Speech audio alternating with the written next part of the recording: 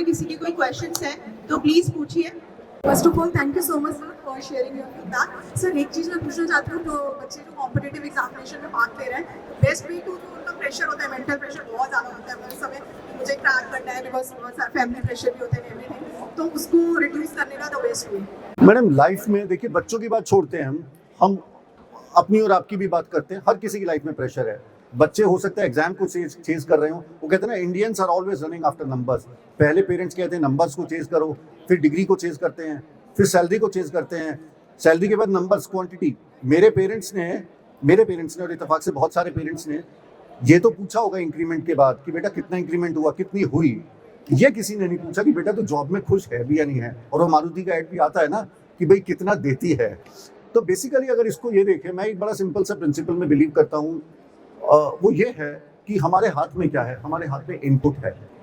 Life का basic principle है, अगर आप इस प्रिंसिपल को अडॉप्ट करें तो एवरीथिंग कैन चेंज। आपकी लाइफ ही ट्रांसफॉर्म हो सकती है।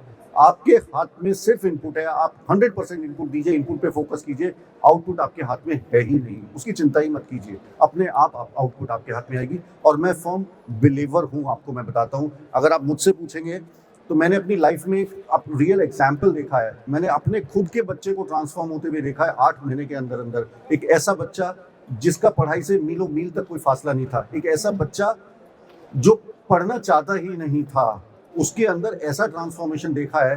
और मैं सिर्फ उसको यही कहता था, यही एक ही बात मैं उससे कहता था, आप मेहनत करते जाओ। आपकी मेहनत का, वो कहते हैं ना, मेहनत का पाया अल्प नहीं होता, जो अधूरा रह जाए वो संकल्प नहीं होता।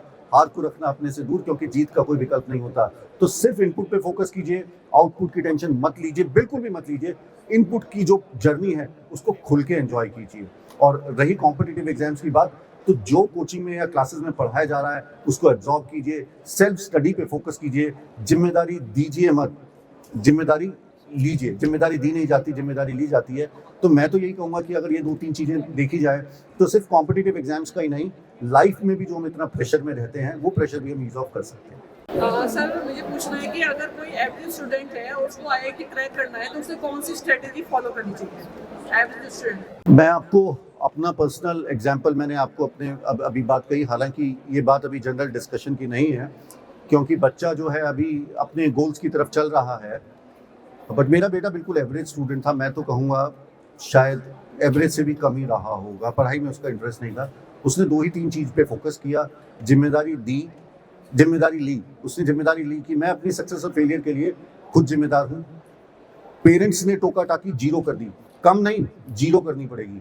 आपके करने से, कहने से कुछ नहीं होना पड़ेगा। आपको ये इंश्योर करना है कि सही प्लेटफॉर्म दे सके, ताकि बच्चा सही डिसीजन ले सके और जिम्मेदारी को ले सके। जितना भी पढ़ा जाए, जो पढ़ा जाए, कम पढ़ो बट फोकस अप्रोच से पढ़ो, लिमिटेड रिसोर्सेज रखो और लगातार काम करते चलो। सक्सेस जरूर मिलेगी, हर चीज़ में जरूर मिलती है, देर सवेर हो सकती है वो, पर ऐसा नहीं हो सकता कि सक्सेस ना मिले। तो मेरा यही प्रिंसिपल है, मैंने अपनी लाइफ में खुद भी यही फॉलो किया है और घर में भी यही करते हुए देखा। मुझे इससे ज़्यादा कुछ समझ में भी नहीं आता। तो मुझे लगता है कि ये शॉर्ट तरीका है सक्सेस के लिए। मतलब इसमें कोई फेल होने की चांसेस नहीं है। कोई भी कॉम्पिटिटिव एग्जाम टफ नहीं है। मतलब वो कहते हैं ना, हम सबसे पहली बात तो है बच्चों के दिमाग में, पेरेंट्स के दिमाग में जो माइंडसेट है ना, competitive examinations are difficult. Difficult बिल्कुल नहीं है। Competitive examinations are not difficult, they are just different, and what they require is a different perspective, a different mindset, a different approach, and that is why different students crack these exams. Everybody doesn't. अगर आप उस numbers के दौड़ में लग गए, भाग दौड़ में लग गए, ये भी कर लूँ वो भी कर लूँ, तभी आप डिस्ट्रैक्ट हो गए, आपने अपना फोकस लूज कर दिया। अगर आप इसमें फोकस की बात देखें, माने आपको कल कहीं टूर पे जाना है, आपने सामान सारा फैला रखा है, अचानक आप चीज़ें काम करते चले गए, सामान नहीं समेटा। सूटकेस में सामान रखने के 2 तरीके हो सकते हैं। एक तरीका हो सकता है कपड़े लिए और भर दिए, और दूसरा तरीका हो सकता है कि कपड़ों को प्रॉपर आयरन करके आपने रखा। तो जब आयरन करके रखेंगे तो सामान आएगा भी ज़्यादा, निकालने में भी आसान होगी, सही चीज़ मिलेगी। यही बिल्कुल कॉन्सेप्ट पढ़ाई का भी है कि आप तैयारी को ठीक तरीके से लेके चलें। What should be the strategy for last minute preparation for exams? Last minute preparation madam, मैं तो यही कहूँगा कि चिल कीजिए, थोड़ा रिलैक्स कीजिए। हम तो अपने घर में जब देखते हैं, तो जिस दिन अगले दिन जेईई का जब एग्जाम था तो हमने शार्क टैंक्स देखा था। 10 बजे से लेकर 11:30 बजे तक शार्क टैंक्स चलता है। फिर 10-15 मिनट बहस होती है कि इसको मिलनी चाहिए थी, इसको नहीं मिलनी चाहिए थी, फिर सो गए थे बस। और लास्ट मिनट प्रिपरेशन में मैं वही सूटकेस वाला जो मैंने आपको उदाहरण दिया कि क्या आपने सूटकेस में सामान ठूसा है या आपने सूटकेस में सारे कपड़े प्रॉपर तय करके रखा है। ये डिफाइन करता है, because competitive examination, in competitive examinations it is not important that whether you know a question or not. यही इंपॉर्टेंट नहीं है कि आपको सवाल आता नहीं आता, बल्कि ये भी इंपॉर्टेंट है कि क्या आप सवाल सबसे तेजी से कर सकते नहीं कर सकते। अगर नीट का एग्जाम देखें 180 मिनट के अंदर आपको 200 क्वेश्चन करने हैं, शायद 200 क्वेश्चन करने हैं, इसका मतलब 1 मिनट से भी कम है आपके पास question. So it is not important, it is not only important that whether you know a question or not. What is equally important is that can you solve this question faster than others or not? And for you to solve questions faster than others, what is actually very important is that कि concept एकदम top of the mind हो, आप तेजी से चीज को recall कर सकें, कहीं ये ना लगे कि शर्ट कहाँ पे रखी है, ट्राउजर्स कहाँ पे रखी है, बेल्ट कहाँ पे रखी है, तो फिर पूरा ही सूटकेस आपको उघाड़ना पड़ेगा। तो इन्हीं चीजों का बेसिक लाइफ बहुत सिंपल है, इसको अननेसेसरी मुझे ऐसा लगता है कि हम लोग बहुत बार, मैं भी कॉम्प्लेक्स बना, कई बार क्या होता है ना, आसानी से सफलता नहीं मिलती तो बच्चा समझता है यार कुछ ना कुछ अलग करना पड़ेगा। बिजनेस में भी हम देखते हैं जब कोई चीज़ नहीं चलती या कोई बुक की सेल पिकअप नहीं होती तो हम समझते हैं यार ये भी करो, कुछ करना पड़ेगा। वो एक मूवी थी आलिया भट्ट और शाहरुख खान की, कौन सी, डियर जिंदगी। अब बिल्कुल सिंपल है लाइफ, उसको सॉर्टेड रखिए। I don't think things are difficult. Sir ये जो सोशल मीडिया और फेसबुक, इंस्टाग्राम वगैरह में जो डिस्ट्रैक्शन होता है स्टूडेंट्स में बहुत ज़्यादा आज की डेट में, उस पर बहुत ऑनलाइन रहते हैं या उनका टाइम बहुत वेस्ट होता है, तो उस टाइम पे हम उनको क्या सजेशन देना चाहिए कि वो उनको बिल्कुल पूरी तरह से दूर तो नहीं रख सकते आज की डेट में, अगर सबके पास मोबाइल है तो फिर क्या ऐसा सजेशन हो या क्या कैसे हम उनको बताएं कि वो चीज़ किस तरह से वो अपने काम में ना या फिर फालतू के उस पर नेट पे ना चीज़ें देखें, उसके लिए क्या आपके सजेशन होंगे?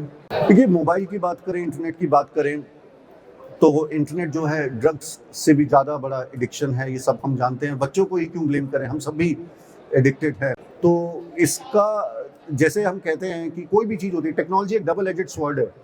टेक्नोलॉजी एक डबल एजेड स्वॉर्ड है, आप उसको कैसे यूज़ करते हैं वो आपके ऊपर डिपेंड करता है। जैसे नाइफ है, नाइफ को लेते हैं, नाइफ के अलग अलग यूज़ हो सकते हैं। नाइफ से मर्डर भी हो सकता है, नाइफ से शेफ जो है खाना भी बना सकता है, और सेम नाइफ से डॉक्टर सर्जरी करके लाइफ भी बचा सकता है। The same is the case with mobile. 2022 में, 2023 में मैं ये तो नहीं कह सकता कि मोबाइल को बंद कर दो, हटा दो, इंटरनेट कनेक्शन कर दो, बच्चे नहीं हैंडल कर पाएंगे। This is too difficult to handle. So what is important is that we have to learn how to manage it, and it is a matter of discipline. It is a matter of discipline. अब हुआ क्या कि जब मेरा बेटा JEE का exam दे रहा था तो उसका एग्जाम की डेट लास्ट पड़ी, 1 फरवरी को पड़ी। जेई मेन का एक जो जनवरी वाला सेशन था उसका एग्जाम की लास्ट डेट पड़ी 1 फरवरी को, सेकंड शिफ्ट में उसका एग्जाम था।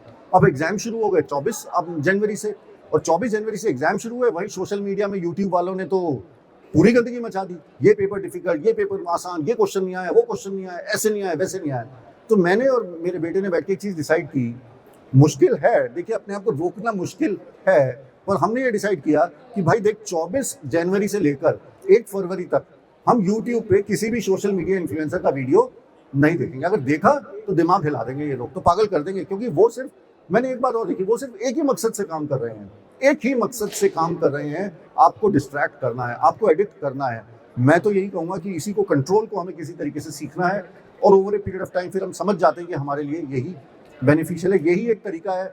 बाकी तरीके मैं आपको 50 बता सकता हूँ, बट वो कामयाब नहीं होते हैं।